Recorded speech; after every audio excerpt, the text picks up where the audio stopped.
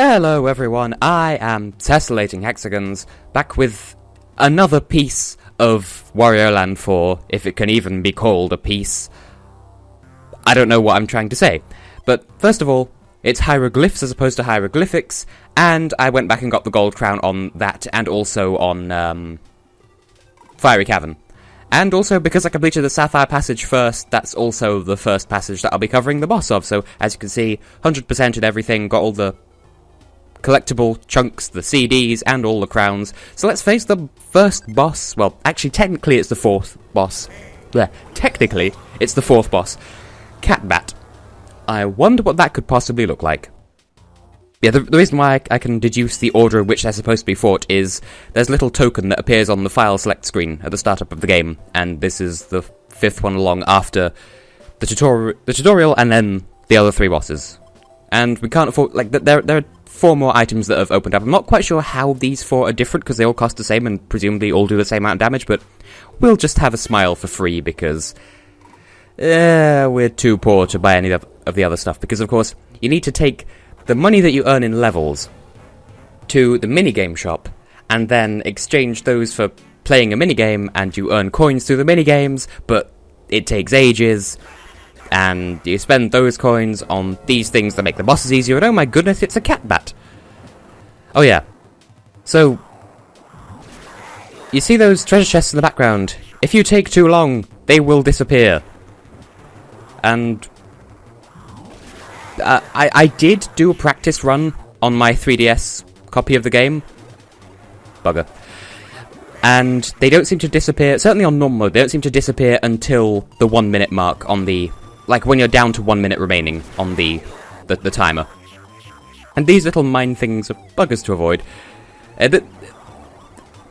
I pressed the dash button and he didn't dash. I'm rather offended by this. So, if I don't get all 3 treasure chests in this recording, then I'm going to redo this entire episode off camera and make sure I get all of the treasure chests, because once you fight a boss, that's it, you can't refight it until you beat the entire game, at which point you can come back and then you can refight the bosses. But not before that. So I'd rather just have everything perfect on my first run, if that's okay with everybody else.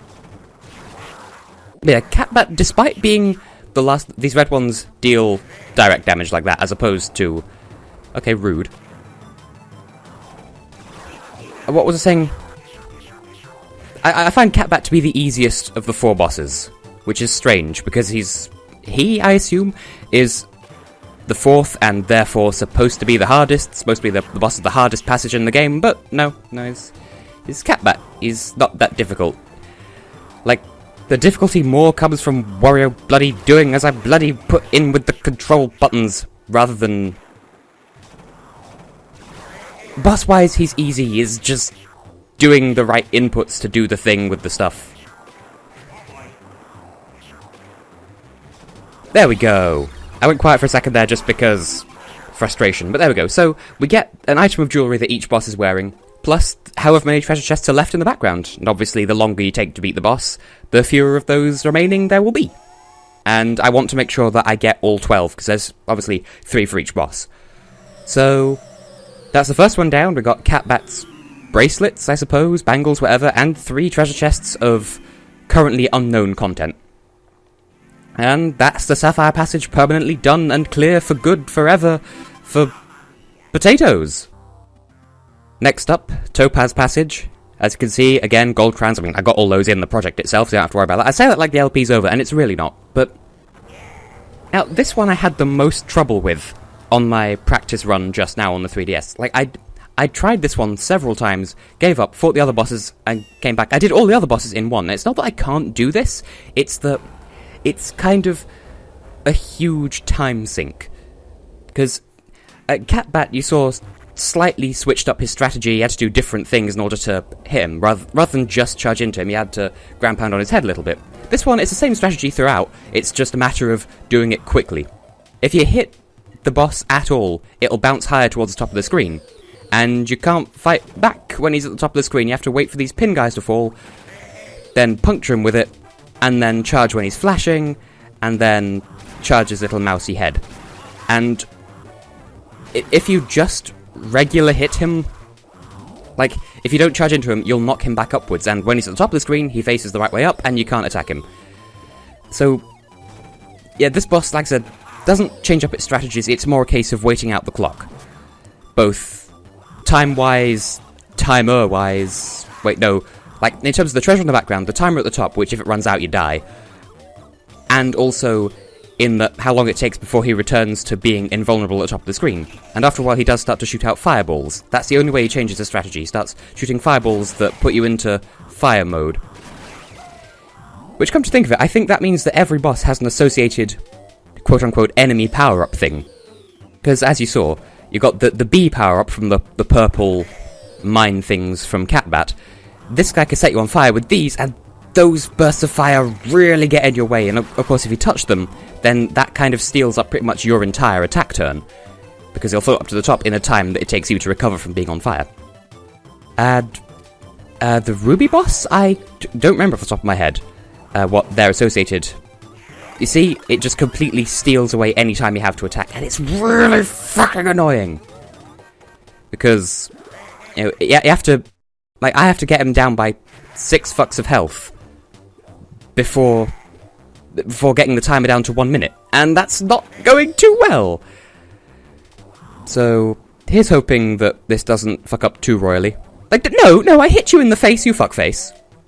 As I said, I'll keep this recording, but if I don't get all the chests, then I'll redo it before filming the rest of this episode, just to make sure I have all the treasure, because as I said, you have to beat the game before you can re-challenge the bosses, and you have to be good with the bosses in order to get the best ending, although I think there are 4 possible endings to this game, and I think the second best is actually the best, in my personal opinion, but we'll discuss that in more detail when we actually get to that point of the game. No, take damage, you fuck! Ah! Oh, the pressure is really on. About 30 seconds to do 2 more hits of damage. This is, I'd say, harder on the 3DS, because as I said, smaller screen, smaller buttons. Knees. I can't believe that hit. Ah! No, Bart Simpson mouse, you fuck! Oh god, I am really on edge now, because he's got one hit left to deal in 15 seconds. Can I do it? No!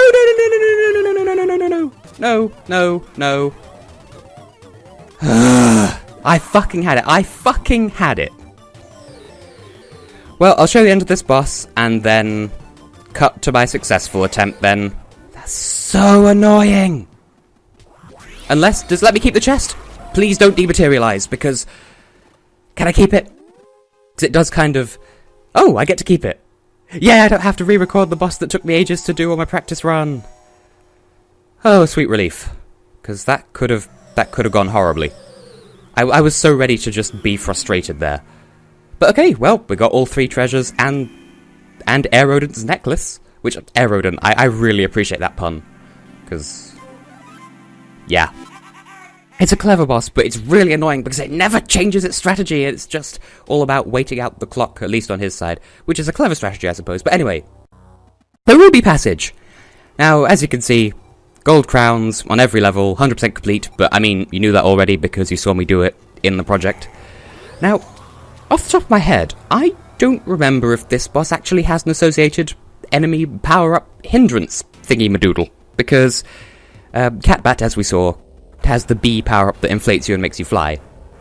Aerodon can set you on fire, and the boss of the Emerald Passage can zombify you, but I don't think this boss has its own associated power-up, just as a time-waster thing. It's just a thing. It's a totally really easy one phase, just bait it into dropping its thing and then hitting it into its face. It's totally not got any extra stuff to it. Its counterattacks are kind of annoying because, like, a lot of the time it's really easy to, like, hit this and then, as a result of the knockback of the attack, being knocked back into its counterattack like that. That was weirdly well timed. It is hella annoying, to put it in the common parlance of the youth. You have to walk underneath it in order to bait it into actually dropping the thing in the first place. Sounds like I'm doing like a review of the boss, like 0 out of 10, do not want. But, yeah, second phase, which it totally has. It just, well, it swans around pooping out eggs, and if they hit the floor, they hatch into ducks, which makes perfect sense. It's a condor, an elderly condor, having lots of baby ducks. And it's not super easy, because things can get hectic if you let too many of these things hatch, because if they're yellow, you can hit them and it's fine. If you let them get to their red phase, then they're explosive, and if you even try to charge into them, then they'll do an instant heart of damage immediately. But we don't have to worry about it, because we just beat it really quickly. Wow. Well, I suppose that's fair, considering the shit time that I had with Aerodent in my practice run.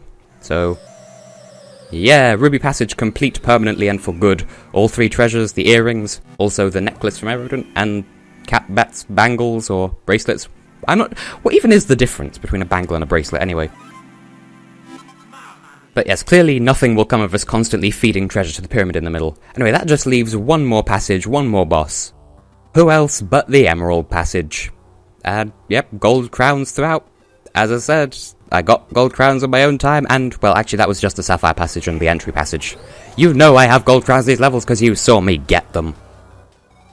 I am rather put off as well by the fact that in the background behind this, Audacity recording my commentary isn't scrolling, like, it's just stuck on the first 14 seconds. Like, it is still recording, I can see it's still recording, but it's just not displaying most of the recording. Anyway, Cractus. Its saliva can zombify you, and there's no way of being, like, if you're zombified, it'll spawn a firefly that will like produce light that you can then jump into. Anyway, you have to bait him into doing a low attack and then attack from above.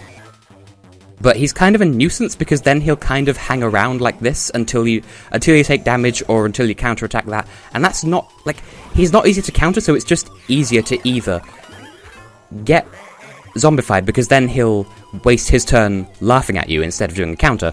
And so you could just get him into doing this attack again, where he's at his most vulnerable.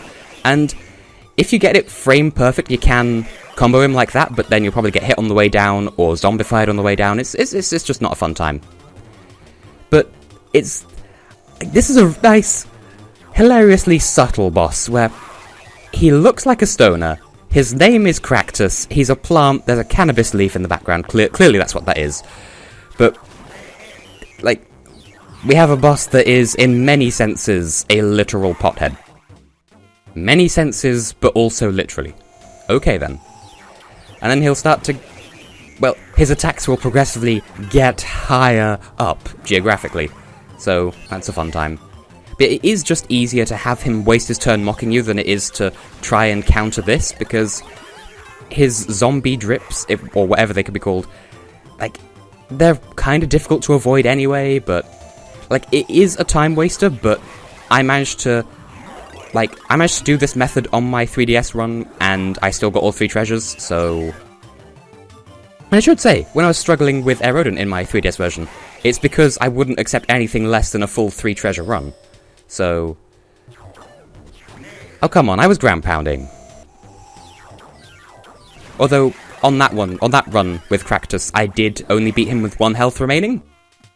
So, I suppose... It's because I was spending so much time deliberately getting counterattack so that he wouldn't do that bullshit hard to counterattack. Countering a counterattack, you know how it go. But yep, we've got his crown now, and the 3 treasures in the background, so I'd say that was a fairly successful boss rush. And, yep, that's it. That's totally the end of the game, guys. We've done everything there is to do in Wario Land 4. There's totally nothing left for me to show off apart from the sound room, which I'll get to when I get to. But yeah, so, totally nothing bad's going to come of us feeding 12 treasures, plus those 16 treasures in total to that central pyramid. Well, Emerald Passage done, as well as, well, Ruby, Sapphire, and Topaz, so, yeah, completion, and prepare your butts for the plot twist of the century. There's one last passage in the game, holy shit! The central Golden Pyramid, and inside that, the Golden Passage, where we have 4 more levels to deal with. Oh. Nope. Just 1 more level, and it's called Golden Passage. But we'll deal with that in the next episode. I think next episode will be Golden Passage and the final boss all in one. We'll just have the Golden Pyramid in its own nice little, neatly wrapped episode, but get hyped for that. I have been and will continue to be Tessellating Hexagons, and this episode might be a tad bit short, but Well, I mean, I practiced those bosses ahead of time so I wouldn't suck, and so I'd do it as goodly as possible, and we totally won't see a return of that mechanic with the treasure that might disappear if you take too long in the next boss. Surely not. This outro was a bit of a mess. See you next time.